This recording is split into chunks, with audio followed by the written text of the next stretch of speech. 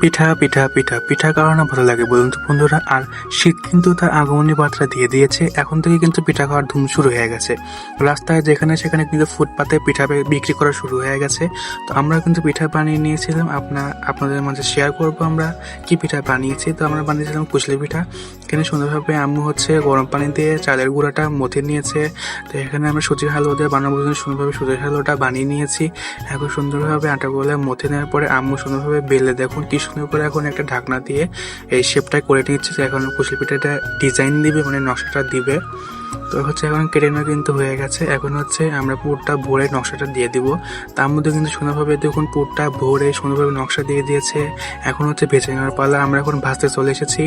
তো সুজি দিয়ে বানিয়েছি, তো এই জন্য একটু বড় বড় করে বানিয়েছি। তো ভেজে নেওয়া হয়ে গেছে। এখন নুলে নামিয়ে নিয়ে পরিবেশন করে নিয়েছি। দেখুন অনেক সুন্দর হয়েছে, দেখতে যত সুন্দর হয়েছে খেতেও কিন্তু অনেক মজা ছিল। আপনারা একবার হলে এভাবে বানিয়ে খেয়ে দেখবেন। তো দেখা হবে পরের কোনো ভিডিওতে। সবাই ভালো থাকবেন। আল্লাহ হাফেজ।